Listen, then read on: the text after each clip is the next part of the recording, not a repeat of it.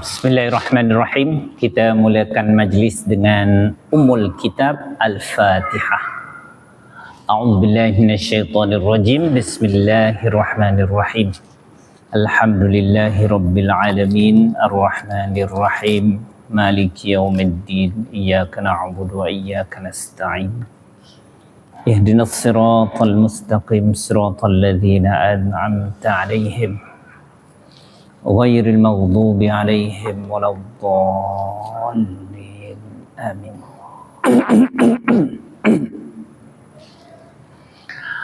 Bismillahirrahmanirrahim. Uhayyikum bitahiyyatil Islam, tahiyatan thayyibah mubarakah min 'indillahi tabaraka wa ta'ala.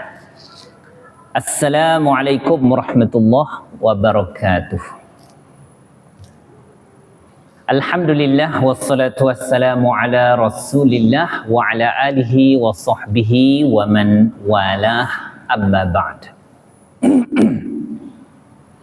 Alhamdulillah, syukur kita kepada Allah kerana Allah berkenan memilih kita untuk mengimarahkan Masjid Kota Kemuning, khususnya untuk kita berada dalam satu majlis ilmu yang hari Isnin minggu pertama setiap bulan dan minggu keempat. Sepatutnya minggu lepas saya ada penyampaian tentang tajuk perbincangan kita, cuma minggu lepas saya ada sedikit keuzuran, ya. Maka kita akan membincangkan tentang sirah nabawiyah berdasarkan kepada kad yang ada pada tuan-tuan dan puan-puan yang dirahmati Allah Subhanahu wa taala. Kalau kita melihat kronologi sirah yang ada di dalam kad tuan-tuan dan puan-puan, kita telah melepasi fasa A, yang kalau tuan-tuan tengok A, iaitu 3 tahun dakwah Rasulullah SAW secara rahsia. Di mana kita juga, kalau kita terbalikkan kad kita melihat A, maka kita melihat himpunan ataupun kumpulan-kumpulan surah-surah yang diturunkan oleh Allah Subhanahu wa taala dalam tempoh 3 tahun pertama dakwah Nabi sallallahu alaihi wasallam. Sebab perbincangan kita khas daripada umur Nabi 40 tahun mula Nabi menerima wahyu.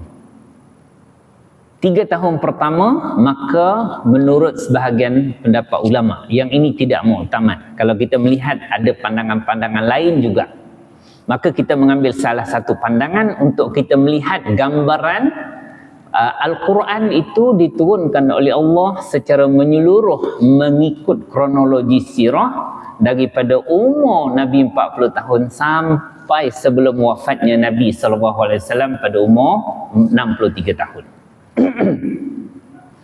Fasa pertama 3 tahun dakwah secara rahsia. Di situ tidak sampai 60 orang para sahabat telah beriman, dan mereka ini telah dilatih, dididik, ditarbiyah dengan Al-Quran oleh Nabi SAW berdasarkan kepada surah-surah yang turun. Quran kebanyakan tak turun lagi masa itu.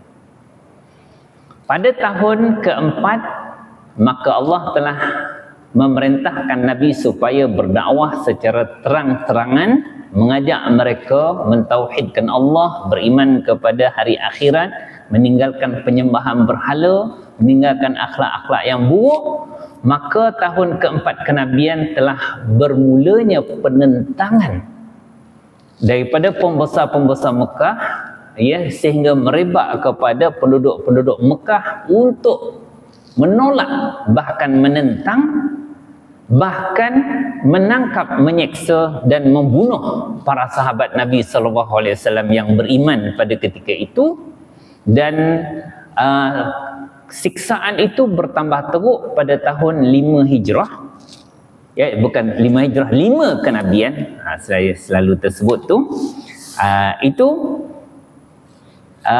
Peringkat kalau kita tengok B, tahun peringkat kedua kenabian dakwah secara terbuka daripada tahun 4 dan tahun 5 selepas kenabian. Dan pada ketika itu ada kumpulan ayat Al-Quran yang diturunkan, dan kita juga telah pergi pada ketika mana para sahabat ditangkap, diseksa, maka Allah Subhanahu wa taala mewahyukan kepada Nabi supaya memerintahkan sebahagian daripada para sahabat berhijrah ke Habsyah. Bukan hijrah Madinah, lambat gitu. Ke Habsyah. Maka sebelum ketika mana para sahabat Nabi disiksa dan sebahagian dibunuh, ada kumpulan ayat-ayat Al-Quran yang diturunkan dalam kumpulan C1. Dan tuan tengok C1 tu, dan pelajaran yang lepas telah menunjukkan bahawa 18 orang para sahabat telah berhijrah ke Habsyah dan akhirnya patah balik kerana mendengar berita bahawa orang-orang Mekah telah beriman, telah sujud kepada Allah Subhanahu wa taala, tetapi berita itu tidak benar. Maka kebanyakan para sahabat patah balik berhijrah begitu jauh ke Habsyah. Bayangkan satu perjalanan padang pasir sampai ke hujung semenanjung tanah Arab, kena menaiki kapal menyeberang ke Habsyah, iaitu Ethiopia yang ada sekarang ini. Sebahagian para sahabat ada yang duduk dan bercerita tentang Nabi, kedudukan apa yang berlaku kepada Raja Habsyah yang sangat adil yang bernama Najasyi. Mereka memberi keamanan dan perlindungan kepada para sahabat Rasulullah SAW yang berhijrah ke negeri Habsyah. Maka kita juga telah membincangkan, telah melihat, bukan tidak membincangkan pun, kita dapat melihat kumpulan C2. C2 itu selepas hijrah pertama ke Habsyah, ada kumpulan-kumpulan surah-surah Al-Quran yang diturunkan oleh Allah Subhanahu wa taala. Maka hari ini kita masuk dalam fasa D. Fasa D ini telah mengubah landscape peta dakwah Nabi sallallahu alaihi wasallam. Tuan-tuan jumpa D, iaitu peringkat ketiga kenabian selepas Islam diperkuatkan dengan Islamnya Saidina Hamzah dan Saidina Umar. Yang ini merupakan tajuk kita pada malam ni. Okey, apa cerita? 3 tahun dakwah secara rahsia aman. 2 tahun dakwah secara terang-terangan, Nabi dilawan, ditentang, para sahabat di kalangan hamba-hamba disiksa, dan di kalangan mereka itu ditombak, disula, ada yang mati, dibutakan mata. Teruk siksaan. Dan 2 tahun itu menyebabkan Allah Subhanahu wa taala memerintahkan Nabi untuk mencari satu tempat yang memberikan keamanan kepada orang beriman. Sebab tu para sahabat ini berhijrah ke Habsyah. Ini berlaku pada tahun 4-5 selepas kenabian. Di sini fasa baru ketika mana orang kafir Quraisy, pembesar-pembesar, telah membuat keputusan untuk menghalang orang-orang Quraisy, penduduk-penduduk Mekah, daripada mendengar Quran. Quran pun tak dapat nak dengar. Nabi bercakap, dia orang akan buat bising, dia akan pukul gendang, dia orang buat nyanyian, dia orang akan buat segala macam bising, hiruk-piruk, sehingga Al-Quran itu tidak dapat kedengaran.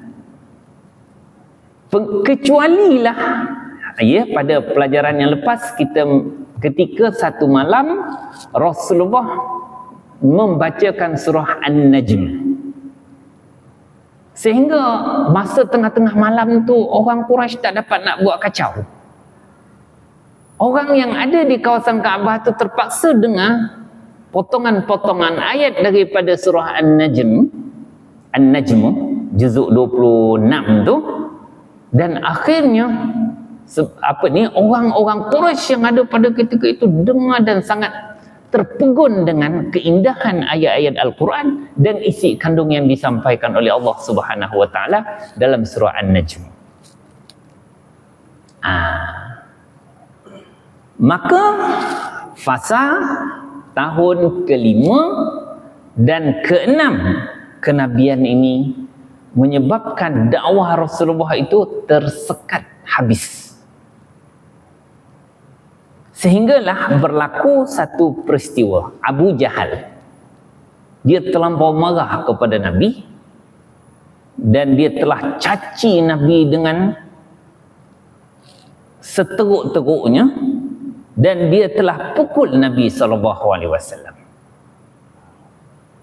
Ini Abu Jahal dah terlampau marah, dia geram sangat sebab Nabi Muhammad dah masuk tahun yang ke-6 tak nak berhenti, dan segala macam halangan telah dibuat, tapi Nabi terus berdakwah mengajak manusia mentauhidkan Allah Subhanahu wa taala.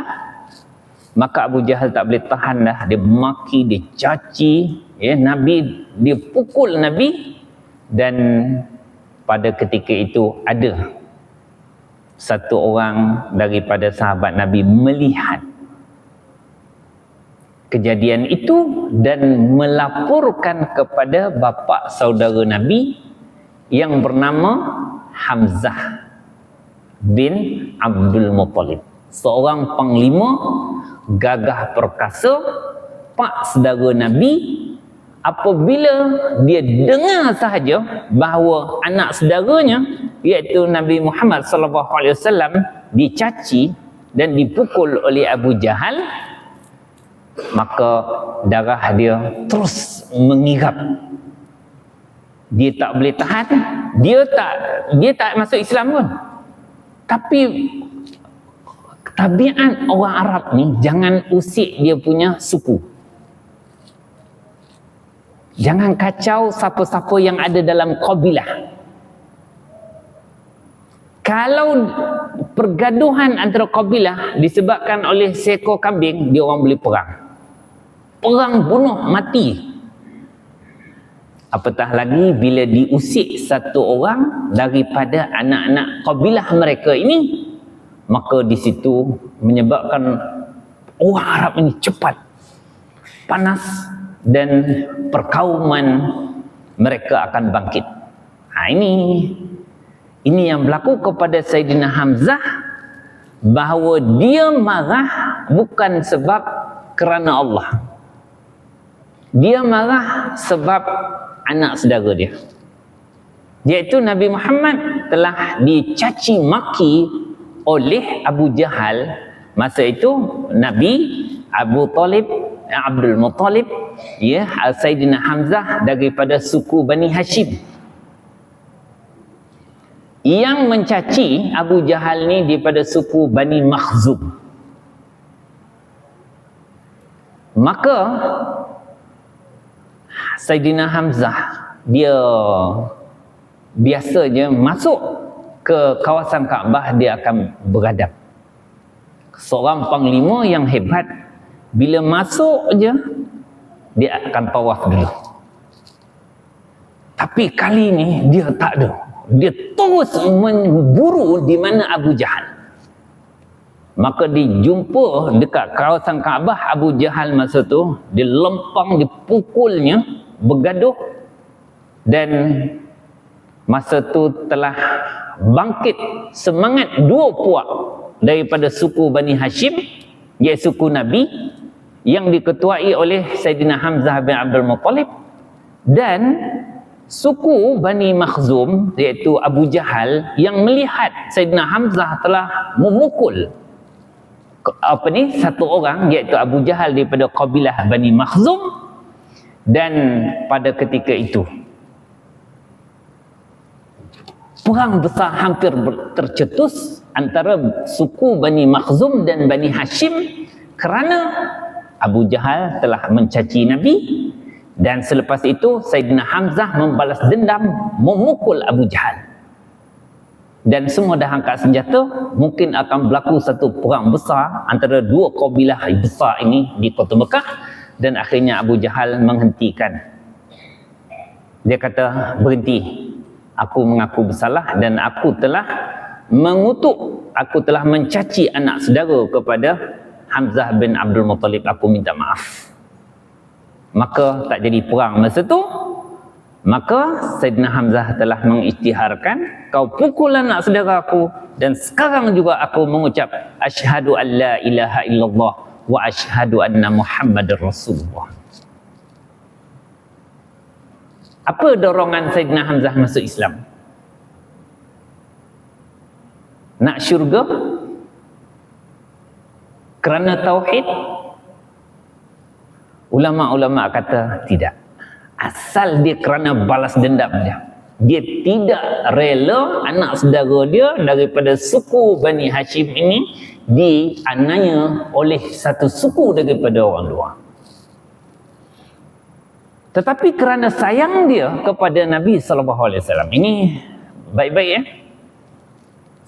Sebab hidayah tu ada jalan dia. Dia bukan tiba-tiba datang menggolek macam tu. Antara faktor yang menyebabkan Allah buka pintu hidayah kepada Sayyidina Hamzah bin Abdul Muttalib ialah kerana sayang dia kepada Nabi SAW. Ni jangan main-main sayang kepada Nabi. Sebab tu ada seorang sahabat bertanya kepada Nabi, ya Rasulullah, mata sa'ah? Wahai Rasulullah, bila kiamat? Tu dia nak tahu kiamat bila. Sekarang ni orang sibuk kiamat. Rasulullah tanya, wa ma a'dadta laha? Apa yang kau siapkan untuk kiamat? Ni tanya kiamat dah siap ke? Sahabat yang bertanya tu dia kata, tak ada persiapan apa pun ya Rasulullah. Satu je yang aku siap. Aku sayang kepada engkau. Aku sayang kepada engkau wahai Rasulullah. Itu je. Satu je yang aku siapkan. Maka Rasulullah kata, anta ma'a man ahbabta, maka kau akan dibangkitkan bersama dengan siapa yang kau sayang. Maka sayang kepada Nabi, tahu kita tentang sirah Nabi SAW, ajarkan tentang Nabi SAW, kepribadian dan sirah Nabi kepada anak-anak merupakan satu faktor besar hidayah Allah Subhanahu wa taala. Telah mengisytiharkan bahawa sayyidus syuhada, siapakah penghulu kepada para syuhada di dalam syurga? Rasulullah kata Hamzatu ibnu Abdul Muttalib, Hamzah bin Abdul Muttalib. Ini kisah dia di hujung dia. Dan ini menjadi satu tamparan. Dia orang sangat menyesal lah. Abu Jahal menyesal lah. Tak, aku punya pasal Hamzah masuk Islam. Sebab aku pukul Muhammad, Hamzah masuk Islam. Dan Islam menjadi kuat sebab ada satu panglima besar. Sebelum tu kebanyakan daripada para sahabat yang biasa-biasa, hamba-hamba, orang-orang miskin, menjadikan orang Quraisy berani untuk menganiaya Nabi sesuka hati mereka, kecuali dengan perlindungan sedikit daripada Abu Talib, iaitu pak saudara Nabi. Abdul Muttalib, atuk Nabi. Ya, yang ni kita kena tengok sirah betul-betul. Selang beberapa hari, sebahagian ulama kata dalam 3 hari je, Nabi SAW ini teringin sangat supaya dakwah ini berubah, dan Allah datangkan Sayyidina Hamzah menjadikan orang dah mula takut nak mendekati ataupun nak menganiaya orang Islam pada ketika itu sebab ada Sayyidina Hamzah. Maka Rasulullah sering kali berdoa, Allahumma a'izzal Islam bi ahabbir rajulaini ilaika. Ya Allah, perkuatkanlah Islam ini dengan salah seorang 2 lelaki yang paling kau sayang ya Allah. Siapa dia? Salah seorang bi Abi Jahlin wa au bi Umar bin Al-Khattab. Nabi betul-betul minta berdoa dan sahabat tahu, dengar tentang doa ni. Ya Allah, perkuatkan Islam ni dengan salah satu daripada dua lelaki ini. Satu Amr bin Hisham, iaitu Abu Jahal, dan satu lagi Umar Al-Khattab. Maka kisah dia macam mana Allah memilih Sayyidina Umar ni, ya, untuk dapat hidayah. Kenapa Allah tak pilih Abu Jahal? Sebab itu Abu Jahal tertutup pintu hidayah dia apabila dia mula menganiaya Nabi sallallahu alaihi wasallam. Apabila Abu Jahal mula mencaci Nabi sallallahu alaihi wasallam, maka di situ Allah tutup pintu hidayah kepada dia. Umar ni apa cerita dia? Umar jahat juga. Dalam kepala dia juga ialah misi untuk bunuh Muhammad. Sebab orang-orang Mekah semua menanamkan kebencian kepada Nabi sallallahu alaihi wasallam, dan dia merupakan satu panglima besar Quraisy yang berusaha untuk bunuh dia Muhammad sallallahu alaihi wasallam. Tapi satu malam ketika mana Saidina Umar meronda kota Mekah dan akhirnya tengok kawasan kosong, dia masuk kawasan Kaabah. Kaabah masa tu jangan bayang macam sekarang. Masa tu penuh berhala. Antara Safa dan Marwah itu ada dua berhala besar. Dan mereka tu minta kepada berhala yang berada di keliling Kaabah. Tapi tetap orang menghormati, sebab tawaf itu syariat Nabi Allah Ibrahim AS. Satu malam Nabi berada di Kaabah dan Umar meronda di kawasan Kaabah tu, dan terserempak dengan Nabi sallallahu alaihi wasallam yang membacakan masa itu surah Al-Haqqah dalam satu riwayat lah. Al-Haqqatu mal-Haqqah wa ma adraka mal-Haqqah. Umar antara, kalau dalam negara kita ni, profesor negara lah. Sebab kebanyakan penduduk Mekah tak boleh membaca dan tak boleh menulis. Antara yang boleh membaca dan menulis ialah Umar Al-Khattab. Dan dia memang mengagungkan syair daripada pujangga-pujangga Arab. Tapi bila dia dengar ayat Quran Al-Haqqah, dia terdiam. Sampailah Nabi membaca, wa ma huwa biqauli syair qalilan ma tu'minun. Muhammad ni bukanlah seorang penyair. Sedangkan telah diwar-warkan di kota Mekah, jangan dengar Muhammad baca apa-apa, sebab itu penyair. Nanti kita akan terpengaruh dengan keindahan syair dia. Dia tak nak mengaku tu ayat Quran daripada Allah. Tapi tiba-tiba Umar dengar satu penafian daripada Allah, bukanlah Muhammad ini seorang tukang syair. Kebanyakan manusia tidak mahu beriman.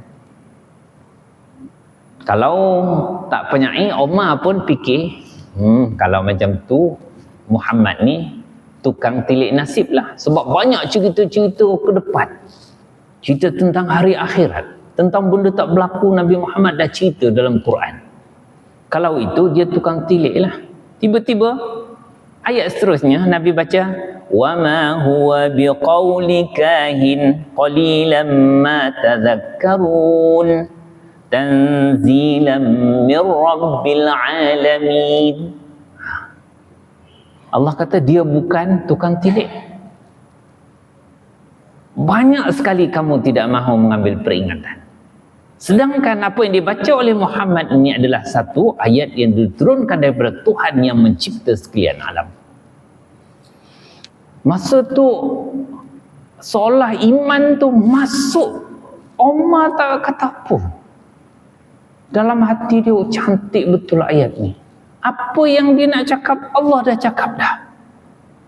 Bila dia nak tuduh Nabi penyair, Allah kata dia bukan penyair. Bila dia kata ini kalau tak penyai dia ni tukang telik nasib, Allah kata dia bukan telik nasib. Ini ayat daripada Tuhan yang mencipta alam ini turun kepada Rasulnya bernama Muhammad sallallahu alaihi wasallam.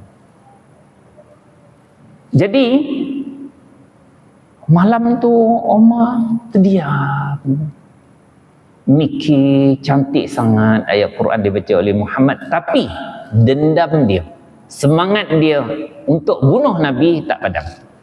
Balik terus berapi semula, tak boleh jadi, mesti bunuh Muhammad. Sehinggalah besok itu Omar jangan tak nak layan lah Muhammad baca apa aku tak nak layan, yang penting bunuh Muhammad. Sebab Muhammad ni yang buat kacau kat Mekah ni. Kalau aku dapat bunuh, aku akan selesaikan semua masalah kat Mekah. Dalam perjalanan dia mencari Nabi SAW, maka terserempak dengan seorang sahabat Nabi. Dia bertanya, Omar nak pergi mana? Dia kata, aku tak boleh tahan dah, aku nak bunuh Muhammad. Dah lama dah, ya? Tapi hari ni tak boleh tahan, bunuh juga. Kenapa? Sebab dia mengajak orang beriman. Dia memecah belahkan masyarakat. Dia suruh tinggalkan Tuhan kita berhala-berhala. Maka si lelaki yang bertemu Umar, dia kata, tak payah bunuh Muhammad, kau pergi jumpa adik kau pun dah beriman, suami dia pun beriman. Lagi melompat Umar, ya, macam mana ahli keluarga dia, adik Fatimah, ya, dah beriman. Terus dia buru, dia pergi terus kejar ke rumah adik dia. Adik dia masa tu dengan suami dia sedang belajar Al-Quran, ya, membaca ayat Quran yang dibimbing oleh seorang nakib dia, iaitu Khabbab atau Khubayb, ya. Pada ketika itulah Umar terdengar, tapi Umar dah 2 kali dengar dah. Dekat Kaabah dia dengar Nabi baca surah Al-Haqqah. Lepas tu sampai dekat rumah adik dia, ya, dengar lagi satu bacaan ayat Al-Quran daripada surah Toha. Dia dah terdiam, cantik ayat ni. Dia naik, terus masuk, dia kata, mana ayat yang kau baca dari Fatimah? Maka adik dia sorokkan tak ada. Dia lempang adik dia, ya, dia pukul, jatuh, berdarah. Di sini ada satu asbab hidayah. Umar sebagai seorang panglima, dia rasa malu pukul seorang perempuan. Dia kata tak guna, ya.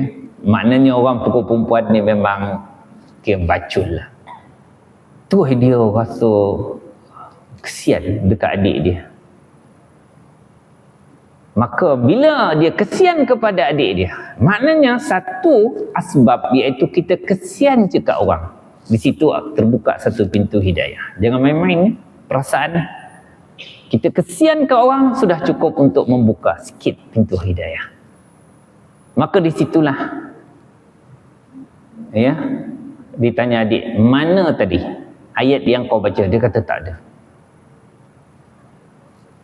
Aku dengar, bagilah, tolong. Maka adik dia kata tak boleh, kau kotor, tak boleh pegang. Maka ada riwayat mengatakan suruh Umar akramah. Alangkah baik dan mulianya ayat ni. Maka adik Sayyidina Umar dengan suami dia kata, ini Umar ni dah lembut hati dah ni. Ketika mana Khabbab yang menyuruh dalam rumah tadi dengar Sayyidina Umar kata, ma ahsana hadzal kalam wa akramah, alangkah cantik indahnya kalam ini. Ayat Al-Quran daripada surah Taha ni terus melompat, ya, Sayyidina Khubayb. Maka dia kata, wahai Umar, aku dah dengar Rasulullah berdoa. perkuatkanlah Islam ini dengan salah satu daripada dua Umar, iaitu Amr bin Hisham, iaitu Abu Jahal, ataupun pilihlah perkuatkan Islam ini dengan Umar Al-Khattab. Aku nampak dah hidayah telah menyebelahi engkau, hai Umar. Dia kata, di mana Muhammad?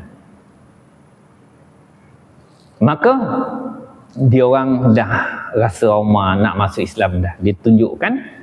Maka itulah terbongkar satu rahsia, markas yang menjadi tempat perhimpunan tarbiyah Nabi SAW mengajarkan Quran kepada para sahabat, iaitu di rumah Arqam bin Abi Arqam. Maka dibawalah Sayyidina Umar ke markas Rasulullah di rumah Arqam bin Abi Arqam. Sayyidina Umar pun ketuk-ketuk, tanya siapa? Umar. Orang semua dengar takut. Maka masa tu siapa yang dah ada? Sayyidina Hamzah. Sayyidina Hamzah baru 3 hari masuk Islam, dah berada untuk belajar Al-Quran dengan Rasulullah SAW. Di situ sebelah ada Sayyidina Zubair Al-Awwam. Zubair ni seorang panglima perang besar juga. Hamzah pegang tangan kanan dia, Zubair pegang tangan kiri Sayyidina Umar. Maka Rasulullah kata, lepaskan dia. Maka Sayyidina Umar telah tunduk dan melutut mengucapkan asyhadu an la ilaha illallah wa asyhadu anna Muhammadan abduhu wa rasuluh. Masuk.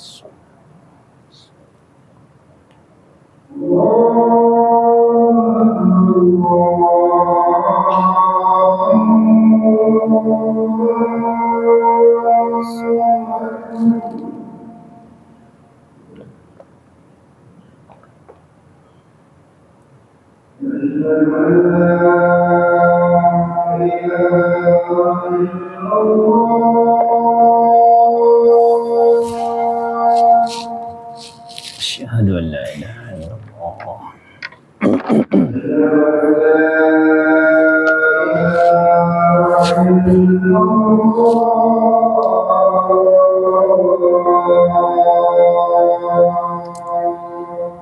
Asyhadu an la ilaha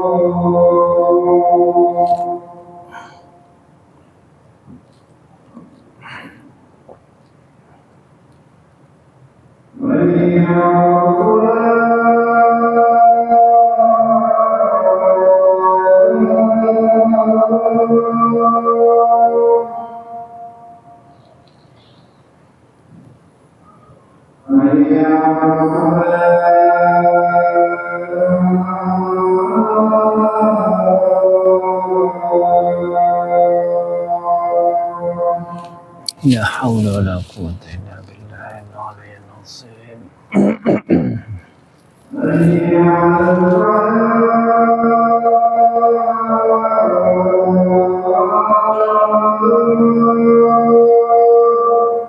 Ya Allah.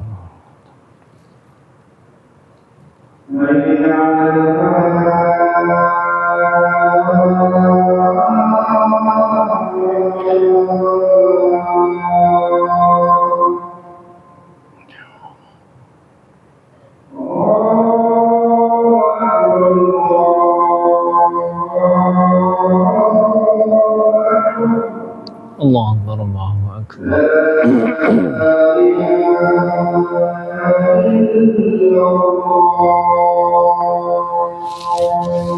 La ilaha illallah Muhammad Rasulullah sallallahu alaihi wasallam. Allahumma rabb hadhihi ad-da'wati at-tammah was-salatul qa'imah Muhammad Rasul.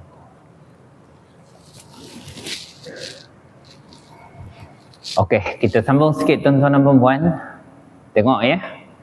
Sekarang ni sebab itu sejarah mencatatkan iaitu fasa baru yang dilalui oleh dakwah Nabi sallallahu alaihi wasallam memang tercatat, iaitu fasa, kalau kita di situ fasa D, ya, maknanya ada satu perubahan dalam peta dakwah Nabi sallallahu alaihi wasallam selepas dua orang ini beriman, iaitu dua orang panglima Mekah, Sayyidina Hamzah bin Abdul Muttalib dan Sayyidina Umar bin Al-Khattab radhiyallahu anhu.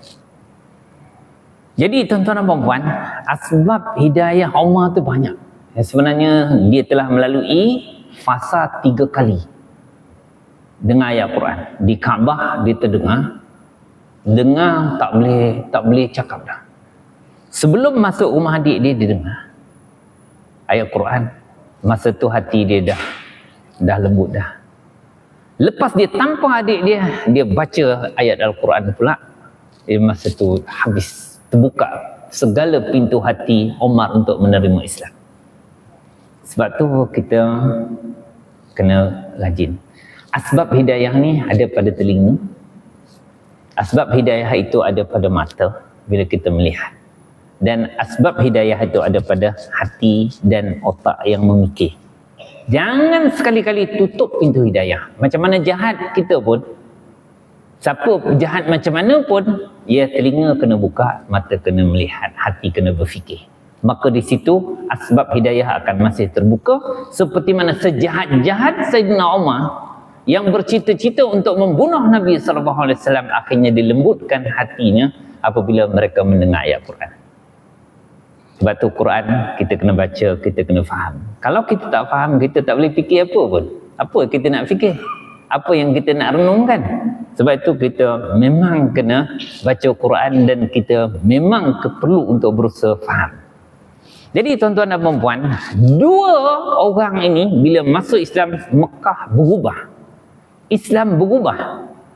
Ibnu Mas'ud antara orang yang kelima, dia mendakwa dia orang yang kelima masuk Islam. Dia kata pengakuan dia, ma kunna naqdiru an nusalliya 'inda al-Ka'bah hatta aslama Umar. Sebelum ni kami tak boleh langsung nak sembahyang di Kaabah sehinggalah Umar masuk Islam. Sebelum tu takut. Sebab itu kalau kita melihat sejarah-sejarah Sa'ad bin Abi Waqqas, dia bawa para sahabat di lereng-lereng bukit ni untuk beribadah. Takut berjumpa dengan, tapi terserempak juga dengan satu tim Abu Jahal. Berlaku pergaduhan pertama dalam Islam pada ketika itu. Dan di rumah Arqam bin Abi Arqam, para sahabat yang berkumpul, ya, dalam 60 ke 80 orang pada ketika itu dah. Masa tu tak ada seorang pun orang Quraisy tahu tempat itu. Tempat itu rahsia. Nabi mengajar di rumah dia. Beberapa para sahabat yang dah lama masuk Islam, yang dah menghafaz ayat-ayat Quran yang turun, maka mereka mengajarkan secara rahsia rumah ke rumah. Tapi bila Umar dan Hamzah masuk Islam, dia katakan sebab itulah digelarkan Umar tu dengan Umar Al-Faruq. Al-Faruq ini yang membeza. Awal dia digelarkan Faruq tu sebab bila Umar dan Hamzah masuk Islam, Umar kata, Hamzah, jom. Kau bawa satu kumpulan, aku bawa satu kumpulan. Jom, bawa semua pergi Kaabah, semayang kat situ. Masa tu belum ada solat 5 waktu. Ini solat mengikut syariat Nabi-Nabi ataupun umat terdahulu. Pagi dan petang. Macam mana kaifiah dia? Di situ akhirnya ulama sampai kepada satu keputusan macam mana kaifiah solat umat terdahulu. Keputusan dia, Allahu a'lam. Tidak ada satu hadis sahih yang menceritakan, ya, muktamad macam mana solat mereka, sama ada dalam bentuk zikir, dalam bentuk solawat, dalam bentuk tasbih, rukuk ke, sujud ke, berapa rakaat ke, tidak ada muktamadnya. Okey, apa yang berlaku ialah dua orang panglima ni bawa mana-mana orang Islam, siapa yang dah rindu sangat nak pergi solat kat Kaabah, jom ikut barisan Umar satu lagi ikut kumpulan Sayyidina Hamzah, dan orang Quraisy masa tu, orang Makkah terkebil nak lawan tak berani, nak buat bising takut, ya?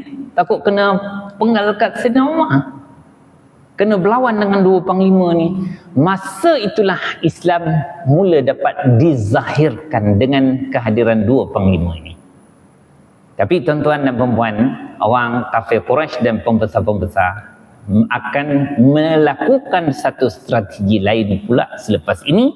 Tetapi kita tengok dalam fasa D, tuan-tuan, fasa D 1, kalau kita tengok di situ, surah yang diturunkan antara tahun 6 hingga 10 kenabian. Apa panjang sangat tu? 6, 7, 8, 9, 10. Fasa nanti kita akan lalu selepas ini, maknanya Rasulullah dan para sahabat itu diboikot, dipulaukan, tidak boleh berjual beli, tak boleh jual makanan, tidak boleh berniaga, sehingga dalam tempoh 3 tahun itu, dalam kemarau yang teruk, ya, para sahabat terpaksa makan daun-daun kayu. Maka di sini ada, kita ambil di 1 itu diturunkan surah Al-Anbiya, surah Al-Mu'minun, surah Al-Furqan, Asy-Syu'ara, An-Naml, Al-Qasas, Al-Jasiyah, Al-Qamar. Ini dalam tempoh 3 tahun, dan tempoh 3 tahun ni kita belum cerita lagi. Kita baru cerita permulaan Islam itu nampak gah sedikit dengan kehadiran dua panglima ini. Dan selepas kehadiran itu mereka tak dapat menentang, menyiksa para sahabat Nabi, tetapi mereka melakukan satu perjanjian boikot yang sangat kejam, sehingga anak-anak tak dapat makan, kebuluran pada ketika itu. Jadi tuan-tuan dan puan-puan, kita akan sambung fasa D2 dan sampai fasa D3. Mungkin kita ambil satu-satu fasa D2, iaitu fasa 3 tahun Rasulullah dan juga suku-suku yang berkait dengan Nabi, Bani Hashim, Bani Muttalib, Bani Wahab. Semua suku-suku yang berkait dengan Nabi ini diboikot, dan mereka ini sehingga tak dapat sumber makanan, dan mereka berada dalam kebuluran, makan akar-akar kayu dan juga daun-daun kayu pada ketika itu. Dan kita menyelusuri kronologi sirah Nabi SAW ini untuk kita faham bagaimana penderitaan, kesusahan yang dilalui oleh Rasulullah dan para sahabat. Dan nanti apabila kita melihat puji-pujian Allah, janji-janji syurga kepada para sahabat yang mula-mula Islam di Mekah itu, dengan janji-janji syurga, kita akan faham. Dan kita melihat macam mana suasana ayat-ayat Al-Quran diturunkan pada ketika itu, kita juga dapat memahami betapa susah, perit, kebuluran para sahabat Nabi apabila berada dalam suasana boikot. InsyaAllah kita akan sambung pada sesi akan datang. Mudah-mudahan sedikit fasa yang kita cerita pada hari ini menampakkan kita satu fasa dalam kronologi sirah Nabi SAW yang kita harus faham. Dan pada ketika itu juga ayat Al-Quran turun yang menyebabkan Rasulullah kena ajar masa itu juga. Rasulullah menghafaz, para sahabat juga menghafaz ayat Quran dan menyampaikan kepada anak-anak dan keluarga mereka. Assalamualaikum warahmatullahi wabarakatuh.